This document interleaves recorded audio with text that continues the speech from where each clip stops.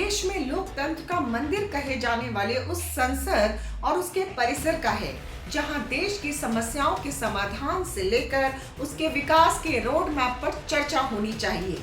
लेकिन यहाँ तो सिर्फ और सिर्फ हंगामा बरपा हुआ है और शोर शराबा तो ऐसा जैसे ये संसद ना होकर कोई बाजार हो, जहां जिसे जैसे मन किया हो हल्ला करने में लगा है।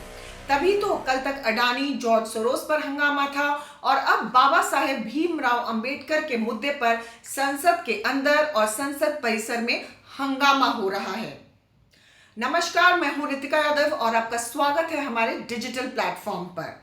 जैसा कि सबको मालूम है कि केंद्रीय गृह मंत्री अमित शाह ने संविधान के 75 साल होने पर संसद में चर्चा के दौरान बाबा साहेब अंबेडकर पर एक बयान दिया था। अमित शाह ने क्या कहा, आप सुनिए। अभी एक फैशन हो गया है, अंबेडकर अंबेडकर अंबेडकर अंबेडकर अंबेडकर अंबेडकर। इतना नाम अगर भगवान का लेते तो 7 जन्मों तक स्वर्ग मिल जाता। दरअसल संविधान के 75 साल पूरे होने पर राज्यसभा में 2 दिवसीय चर्चा हो रही थी।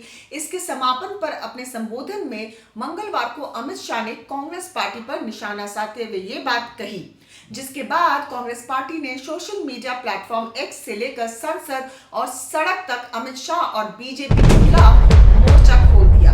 जगह जगह सड़क से लेकर संसद तक विरोध प्रदर्शन किया जा रहा है।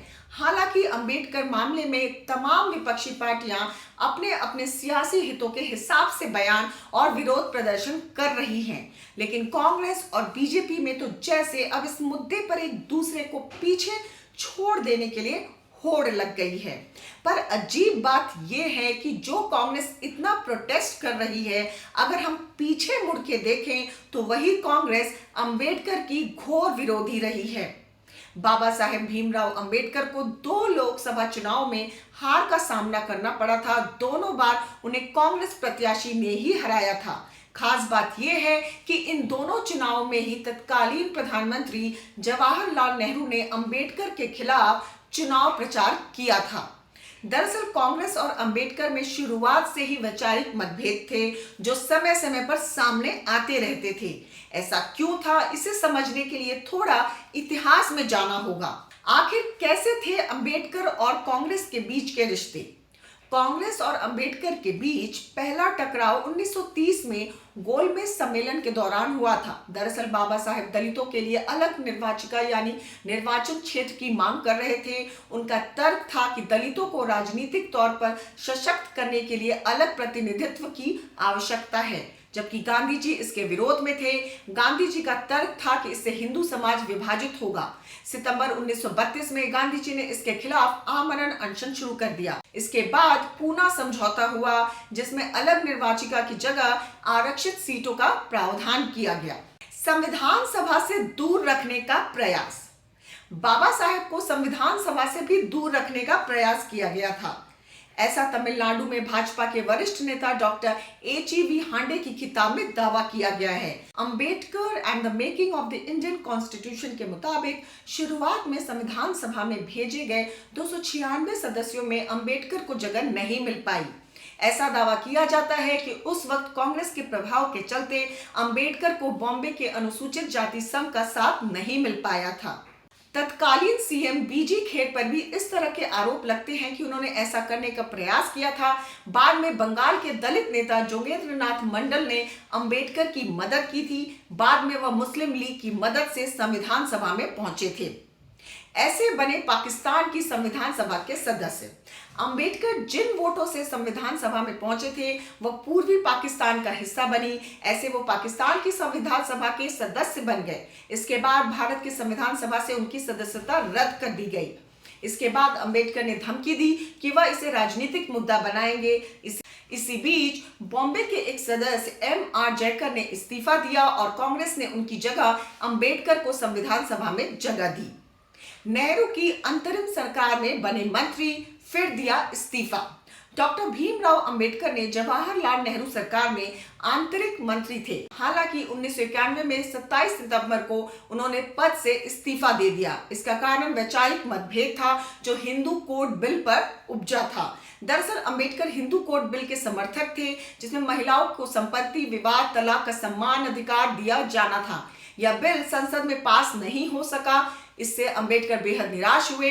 इसके अलावा उन्होंने ये महसूस किया कि कांग्रेस दलितों के अधिकारों के प्रति गंभीर नहीं थी। इसके बाद वह अनुसूचित जातियों को संगठित करने में जुट गए और शेड्यूल्ड कास्ट फेडरेशन नामक संगठन बनाया। नेहरू ने किया था अंबेडकर के खिलाफ प्रचार। कांग्रेस की आंतरिक सरकार से इस्तीफा देने के 1 साल बाद ही चुनाव हुए। इसमें बाबा साहेब उत्तर मध्य निर्वाचन क्षेत्र से मैदान में उतरे। इस चुनाव में काजरोलकर को जीत मिली, जो कांग्रेस उम्मीदवार थे। इसके अलावा 1954 में बंबई की भंडारा सीट से उपचुनाव में खड़े हुए। यहां भी वह कांग्रेस उम्मीदवार से हारे। इसके बाद उन्होंने सक्रिय राजनीति में से दूरी बना ली। दोनों ही चुनाव में तत्कालीन प्रधानमंत्री जवाहरलाल नेहरू ने उनके खिलाफ चुनाव प्रचार भी किया था। ये तो बात रही कि किस तरह कांग्रेस ने बाबा भीमराव अंबेडकर के पॉलिटिकल करियर में रोड़ा डाला, पर बात सिर्फ यही नहीं रुकी। कांग्रेस ने अपने शासनकाल में एक भी स्मारक उनके नाम से नहीं बनाया और 40 वर्षों तक उन्हें भारत रत्न भी नहीं दिया। 1990 में जब उन्हें भारत रत्न से सम्मानित किया गया तो उस समय जो सरकार थी उसमें बीजेपी का साथ था। तो अगर इन बातों को देखा जाए तो ये साफ है कि कांग्रेस पार्टी बस अपनी राजनीतिक रोटियां सेक रही है। और अगर बात करें आजाद समाज पार्टी के मुखिया चंद्रशेखर आजाद की, तो उन्होंने भी कांग्रेस के सुर में सुर मिलाया है। गृह मंत्री अमित शाह का बयान परम पूज्य बाबा साहेब डॉक्टर भीमराव अंबेडकर जी के ऐतिहासिक योगदान और सामाजिक न्याय के लिए उनके संघर्ष का अपमान है। परम पूज्य बाबा साहेब डॉक्टर भीमराव अंबेडकर जी का नाम लेना कोई फैशन नहीं, बल्कि समानता, स्वतंत्रता और सामाजिक परिवर्तन की उस क्रांति का प्रतीक है जिसने करोड़ों दबे कुचले लोगों को न्याय और अधिकार दिलाए। अंबेडकर को भगवान के नाम से तुलना करना उनकी विचारधारा की गहराई और संविधान निर्माण में उनके योगदान को कमतर आंकने का प्रयास है। ये न केवल असंवेदनशीलता बल्कि सामाजिक एकता और लोकतांत्रिक मूल्यों के प्रति अनादर का परिवाचक है। यह अक्षम्य है कि भारत रत्न बाबा साहेब डॉक्टर भीमराव अंबेडकर जी को मानने वाले इस अपमान का बदला जरूर लेंगे। मेरी बात को याद रखना। और बात अगर बाबा साहेब अंबेडकर की हो और बहन जी ना बोले, ये कैसे हो सकता है? कांग्रेस व बीजेपी एंड कंपनी के लोगों का बाबा साहेब डॉक्टर भीमराव अंबेडकर की आड़ में अपनी राजनीतिक रोटी सेकने की बजाय इसका पूरा आदर सम्मान करना चाहिए। इन पार्टियों के लिए इनको जो भी भगवान है उनसे पार्टी को कोई ऐतराज नहीं है, लेकिन दलितों व अन्य उपेक्षितों के लिए एकमात्र इनके भगवान केवल बाबा साहेब डॉक्टर भीमराव अंबेडकर हैं, जिनकी वजह से ही इन वर्गों को जिस दिन संविधान में कानूनी अधिकार मिले हैं तो उसी दिन इन वर्गों को 7 जन्मों तक का स्वर्ग मिल गया था। अतः कांग्रेस, बीजेपी आदि पार्टियों का दलित व अन्य उपेक्षितों के प्रति प्रेम विशुद्ध छलावा, इनसे इन वर्गों का सही हित व कल्याण असंभव। इनके कार्य दिखावटी, ज्यादा ठोस, जनहितैषी कम। बहुजन समाज व इनके महान संतों, गुरुओं, महापुरुषों को समुचित आदर सम्मान बीएसपी सरकार में ही मिल पाया। वहीं अगर बात करें लोकसभा और राज्यसभा की, तो दोनों ही सदन हंगामे की भेंट चढ़ गए और उन्हें स्थगित करना पड़ा। गौरतलब है कि संसद का शीतकालीन सत्र 20 सितंबर तक ही चलना है, यानी अब इस सत्र के लिए सिर्फ 1 दिन है और संसद के अंदर और परिसर में नारेबाजी और हो हंगामे के कुछ भी नहीं हो रहा है। यह सत्र 25 नवंबर को शुरू हुआ था। आपको बता दें कि जिस तरह इस बार भी संसद हंगामे की भेंट चढ़ा तो समझ लीजिए कि ये टैक्स पेयर्स का ही पैसा बर्बाद हो रहा है, क्योंकि संसद की कार्रवाई में हर मिनट 2.5 लाख रुपए खर्च होते हैं, यानी 1 घंटे का खर्च 1.5 करोड़ रुपए है। जरा सोचिए, हफ्ते में शनिवार और रविवार और त्योहारों की छुट्टियों को छोड़ दें, तब भी संसद की कार्यवाही सुबह 11 बजे से शुरू होती है और लंच को निकाल दे तो करीब 6 घंटे चलती है। ऐसे में जनता का कितना करोड़ रुपया बर्बाद हो रहा है, उसे जोड़ेंगे तो सिर पकड़ लेंगे। इसलिए एक ही सलाह है कि अपना मत डालते समय ये जरूर सोचिए कि आप किसको अपना जनप्रतिनिधि चुन रहे हैं, जो आपकी समस्या का समाधान करे या हर दिन बस हंगामा। अगर आपको हमारी ये रिपोर्ट पसंद आई हो तो बने रहिए हमारे साथ, क्योंकि खबर के हर चौराहे पर पोस्टमैन आपको मिलेगा सत्य के संदेश के साथ। जय हिंद, जय भारत।